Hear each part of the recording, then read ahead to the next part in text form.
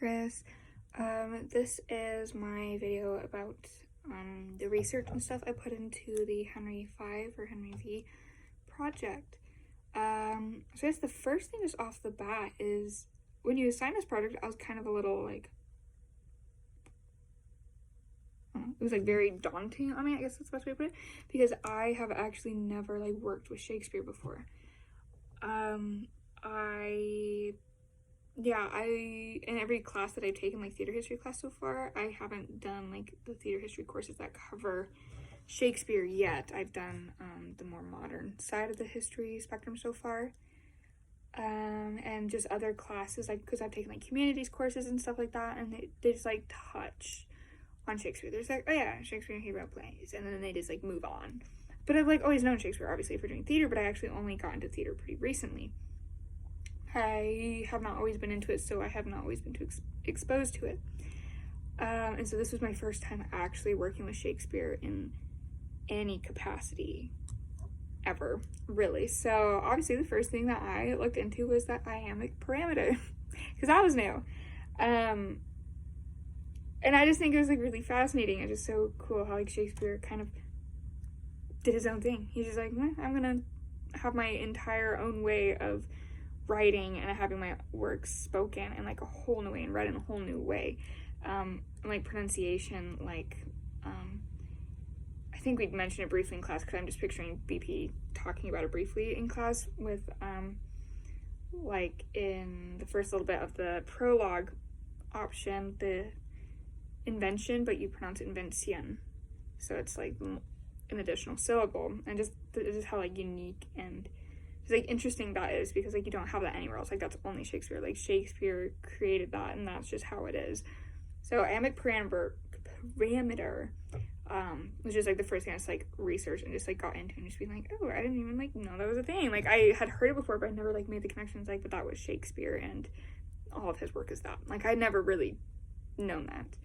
And then along that line, so just like learning Shakespeare other than what he did in the Global Theater and the Rose Theater, I think just the other theater he originated at, was how he had invented a lot of words. Didn't know that. I think I knew about a couple, but I didn't realize like how many words. I wrote down a couple that's like really thrown off, like lonely. He invented that, and I'm like, really? I'm like, that's crazy, but like lonely, I'm like, it's just, I don't know, just kind of wild. And then funny one I saw was elbow, but the verb. Like he invented elbow somebody, which I was just like, oh my gosh, it was just interesting. So along just like the lines of learning the language and what Shakespearean is, or Elizabethan English is, he was so central into creating a whole new genre of vocab that we still use today, and is like so integral in today. Like he even did Dauntless, which just me being in the generation that I'm in, like the Divergent series, and like Dauntless is like just so central. That word and the idea of that word is so central to that series. So I was like, that's crazy that came from Shakespeare. Yeah. So moving on from Shakespearean language and stuff that I researched, I obviously went into getting to know the play Henry V or Henry V. Yeah, I watched the video that you sent us. I watched one of the movies. I think it was the black and white one. I couldn't tell you anything specific about it. I mean, it was the story and it was black and white. But it was that one, it was 19 something.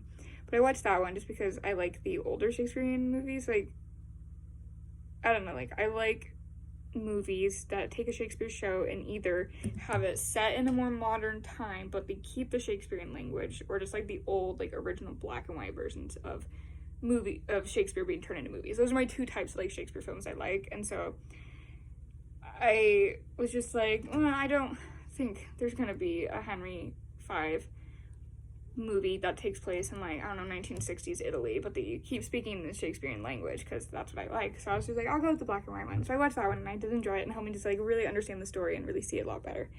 And just within the story, I just thought it was kind of funny how like at the end of everything, he's just like, oh, I'm just gonna marry the princess. I'm like, okay. And then moving on from the Shakespeare stuff that I looked into, I did a lot more work with the Laban efforts because I get them, but I don't like separate them as well as I feel like I should.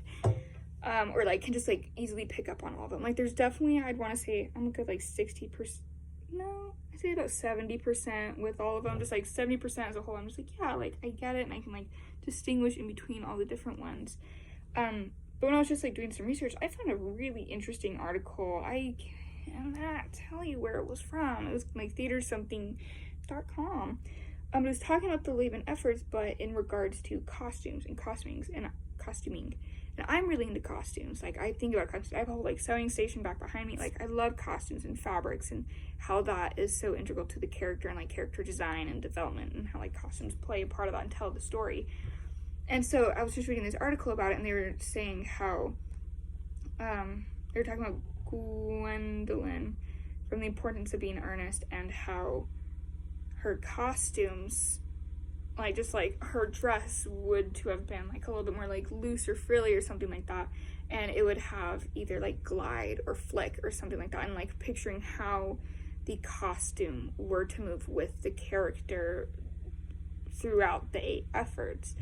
And so that just helped me like think about it, because I like try to like sit down and assign like a character to the efforts, like from shows that I'm watching, just so I can be like, oh yes, like this character in the current show I'm watching is so Ring, or this one is so Dab.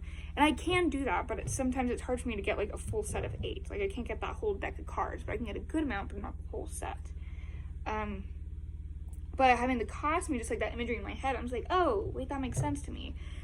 Because like sure, like the body moves and like it's an effort within the body, but then the costume, to me at least, is like an extension of that character, an extension of the body. And so like seeing that and how the efforts can be also portrayed in the costumes, and how the costumes can reflect those, and just like go back and forth, and how like for me, just as like I'm into costume design, how I can like get a character, do an effort for them, and then I can create a costume based on that effort, based on the character, like that kind of relationship between all these elements. And that was just like really helpful for me, just really clarified a lot for me. I was just like, oh my gosh, like it was very enlightening. I'm gonna have to find where I saw that article from, but it was just like briefly mentioned that because they were talking about the efforts as a whole, but then specifically within costuming, and that just really clicked with me because that's my theater forte, is costumes. So, but I just loved thinking about that, like,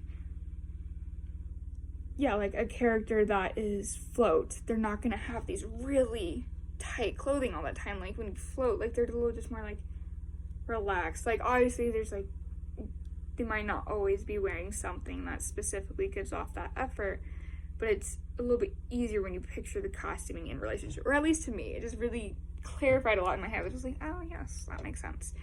So yeah. Ooh. It's over 8 minutes now. But yeah, those are just like the main things that I really just like got into. It was just like learning about Shakespeare and exposing myself to Shakespeare other than just the guy that wrote plays. So I did that with his language, and then just how that connected to just like words. Like that was cool. I learned some like words that he had invented. There was a lot of them, but just some funny ones. And then just obviously the play, just getting into that, and then Laban, efforts and regard. Ooh, not Laban, Laban. I should know by now. But the efforts in regards to costumes. So that was a lot of what my research was about, what I did. Thank you.